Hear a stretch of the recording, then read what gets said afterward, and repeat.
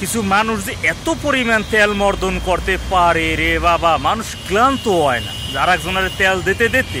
এখন এত জোর এত শক্তি যে করতে আহে আল্লাহ মাবুদি জানে।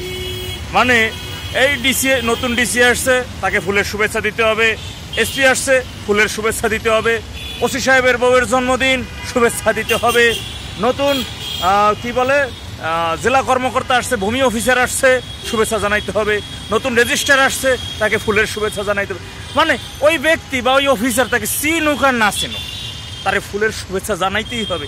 এমনকি যদি তাদের বউর কোনোদিন জন্মদিন, কবে কি ডেট, এগুলো যদি কোনোভাবে জানতে পারে, বাবারে বাবা, মনে হবে যেন কি বাজারের সমস্ত ফুল যেভাবে পকেটে যদি টাকা না থাকে, অন্তত পক্ষে সুদে টাকা হইলেও সেই ফুল ক্রয় করে আইনে তাকে শুভেচ্ছা জানাইতে হবে। সিফা সাফার মধ্যে ভিতর দিকে অন্তত পক্ষে ফুলেরও ছিল একটা ছবি তো তোলা যায়, আর সেই ছবিটা ফেসবুকে ছাইড়ে দিয়া আজকে ডিসি সাহেবের কি বলে নতুন আমন্ত্রণে নতুন ডিসি সাহেবকে ফুলের শুভেচ্ছা জানানো অমুক সংগঠনের পক্ষ থেকে। মানে যদি কোনো কায়দায় কোথায় ভাবে একটা সিস্টেম করে দুই একজন মিলে যদি একটা সংগঠন করতে পারে, তো ব্যানারের মাধ্যমে দিতে পারে। আর তা নইলে নিজের পক্ষ থেকে আর কি, যে আমি নতুন ওসি আসছে তার একটা শুভেচ্ছা জানাইলাম। এই বিভিন্ন রেল কর্মকর্তা বা বিভিন্ন অফিসার টফিসার যা আছে আর কি, সরকারি আমলাদের প্রথম শ্রেণীর কর্মকর্তা, মানে ঘুরে আর কি এই ফুলের শুভেচ্ছা জানানো ব্যক্তিরা আসলে ক্লান্ত হয় না তেল মারতে মারতে।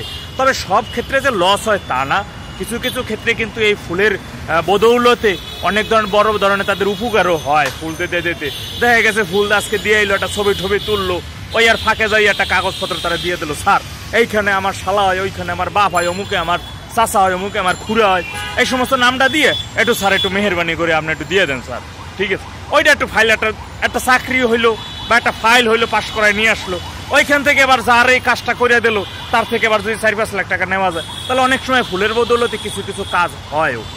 একটা সময় বাঙালি এই ফুলের মর্যাদা বুঝতো না, বা এই ফুল শুধু প্রিয়জনকে দিতে হয়, ভালোবাসার মানুষকে দেওয়া যায়, এর বাইরে যে মানুষকে শুভেচ্ছা জানানো যায়, এইটা কখনো বাঙালি একটা সময় বুঝতো না। কিন্তু এখন ফুলের কদর এতই বাড়ছে, যেখানে ফুলের দাম ও মাশাল্লাহ ভরপুর ভাই, ফুলের দাম কিন্তু এখন বর্তমানে ভালোই ব্যাপক হারে ফুলের ব্যবসা। অন্তত পক্ষে আর যাই হোক, যদি আমি শাহবাগ এলাকাতে যান তাহলে কিন্তু দেখা যায় যে ফুলের দাম কি পরিমাণ বাড়ছে এবং ফুলের ব্যবসাও রমরমা।